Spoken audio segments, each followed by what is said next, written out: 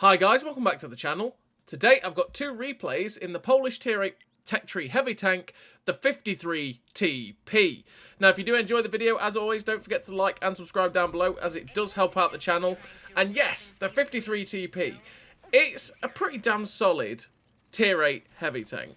Because its mobility's okay, it's got pretty decent gun depression, the gun hits hard, although the reload's not the greatest. The accuracy can be a bit derpy over range, but when you're quite close in, it's not too bad. And because of the stabilisation of the gun, generally the 2.9 second aim time that this tank has doesn't feel that bad, really. And it's a tank that, to be honest, even before 6.0, I've always enjoyed this tank, and I've always enjoyed taking it out, just because it just has some sort of flexibility going for it. Like I say, the ability is pretty good, with the top speed being 40 kilometers an hour, and you generally do hit that 40 kilometers an hour top speed as well, which is decent. And then that helps you get about the battlefield. The armor is a little bit troll as well. It's not brilliant armor. It's the type of armor that sometimes works, sometimes doesn't. So never try and rely on it unless you go hull down and use the turret armor, because the turret armor is pretty nice. It can side scrape as well pretty well, which is good. You do have 370 meters view range though, which isn't the best for a tier 8 heavy tank. So you really do have to try and get your view range up with the perks, with the equipment, that sort of thing. And yeah, that way that you'll be able to actually try and spot some things and get yourself some assistance. And it does work, especially if you get maps like Mali, Proc, etc. If you manage to get your view range up with optics, born leader, situational awareness, food, you'll get a decent view range setting, and you'll be able to actually get assistance for yourself as well. And then you'll be able to work people over with this pretty damn nice gun that you've got on this tank, which is a 122mm gun. Because you do have a 122mm gun on this tank with 420 alpha, which is, again, just like the 259A that's recently come out.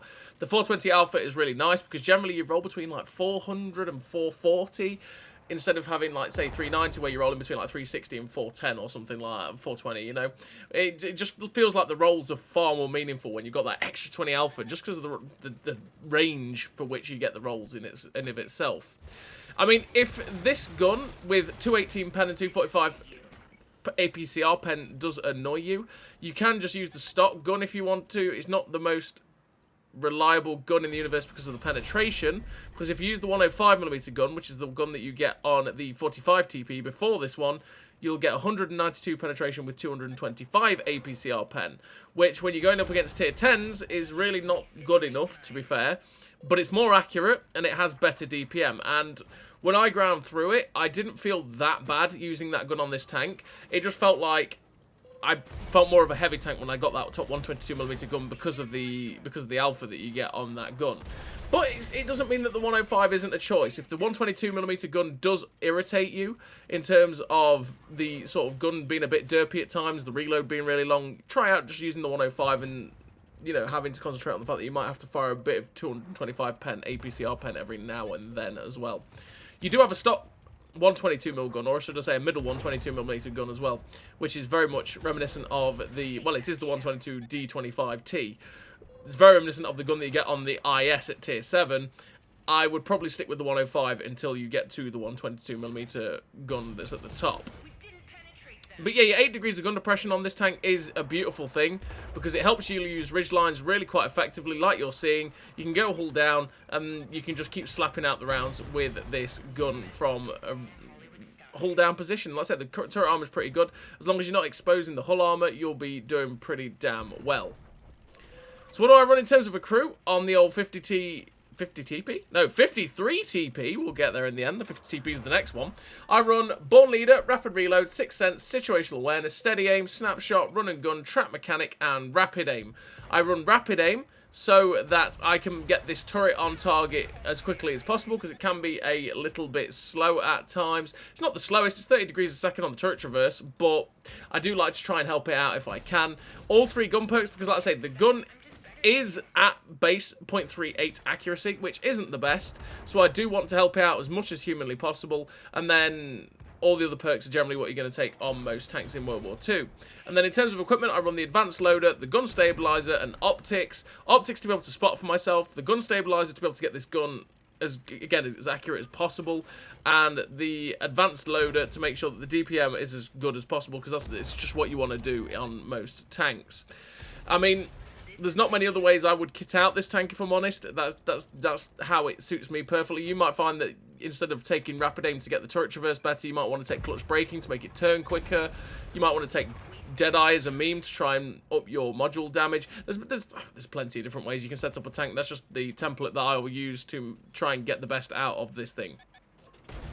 So this first game you're seeing on Westfield, we're up to 3.5k damage with 402 assistance, and we've got 4 tanks left on the enemy team. We're just closing down the Charioteer. As you can see, it does take a wee bit of time to get aimed in, but because the aim circle is already not that big, realistically. I mean, we're going full on the move, look, full on the move. The aim circle is really not bloomed out that much at all, and it means that you don't really feel the pain of that 2.9 second aim time that this tank has that much, really, because your gun is basically ready to go, and they're always in the target pretty damn quick. I mean, most of that's just because the accuracy during turret rotation is 1.14, and I think the accuracy during movement is pretty decent as well. So that it just means that, yeah, the gun is pretty much always aimed in. And it is, again, it's one of those things that makes this tank feel really, really nice.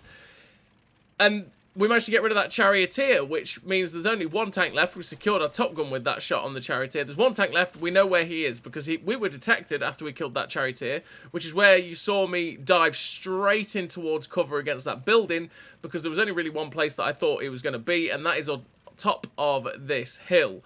We've got the auto drive on. We're trying to just slowly but surely climb up the hill because we're a heavy tank. We are a little bit slow to get up said hill, and we've got a heavy tank friend that is charging up behind this medium tank. There it is. It's an Earthshaker. He gets spotted.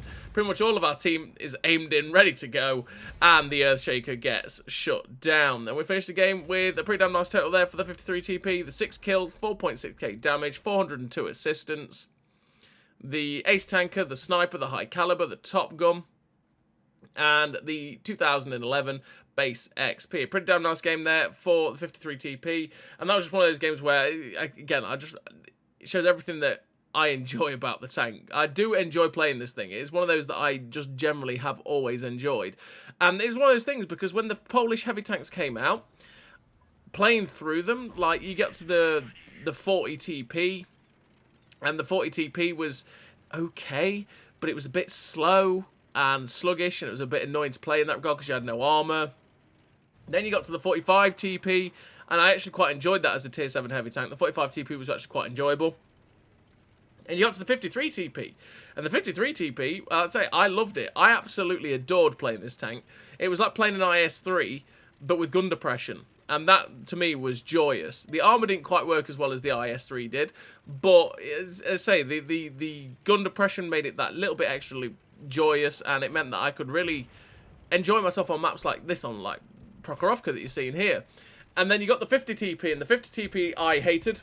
I really did hate the 50 TP pre 6.0. Post 6.0 is not too bad because you can nullify some of the things that were really irritating about it, because the 50 TP was one of those where the gun was really derpy and it just loved missing shots.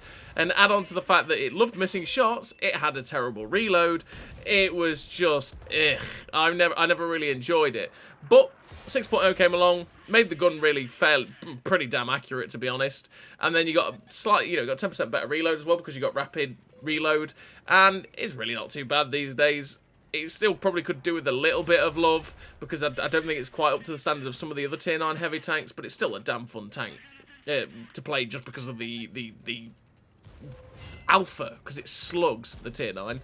And then you've got the tier 10, which is the 60 TP, and the 60 TP always felt like an E100 but better because you didn't have the turret armor that got absolutely butchered by premium rounds, and you had that big stinking alpha as well, which was always nice. You could go hull down with it, and you could really enjoy that. The only real downside to that tank was just how slow the reload is, because the reload is a slow burner on that thing.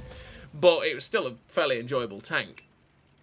So yeah, we're on this second replay. Anyway, I digress. We're on the second replay, and we're on Prokhorovka. You saw we took the position at F3, which is always the opposite counter position to E3 from their spawn, and we managed to get a bit of spotting out at 742. We're up to 1200 assistance. We're being consistently pummeled by artillery, and even though it's hitting us a lot, it's not really hitting us for very much. I'm just trying to spot more tanks out that might be down at B2, because we have taken the bowl.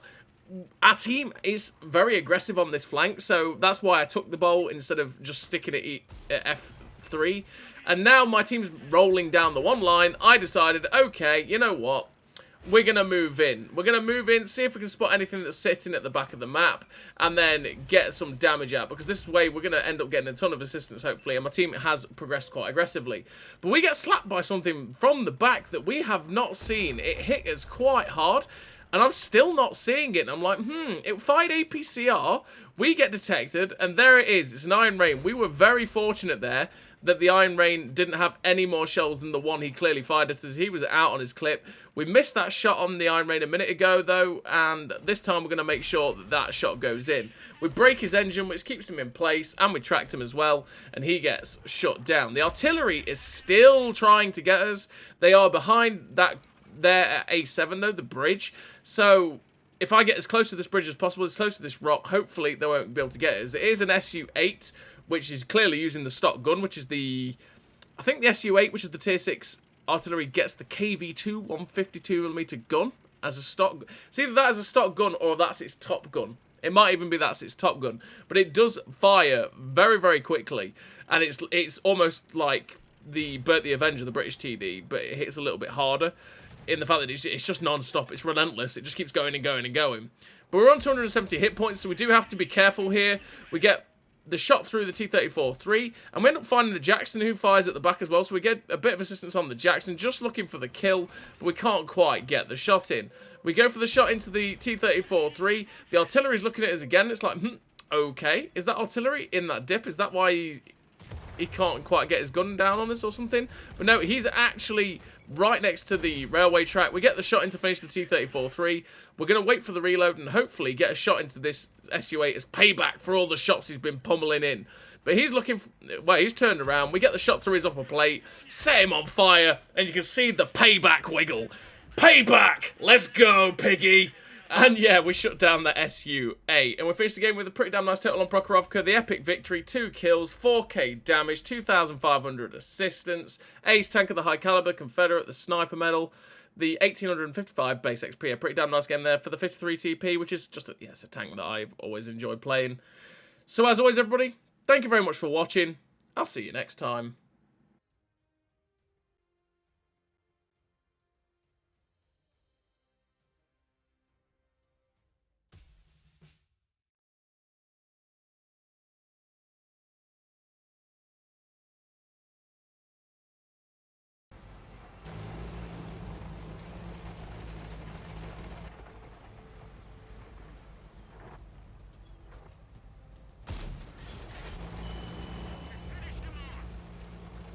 A great success!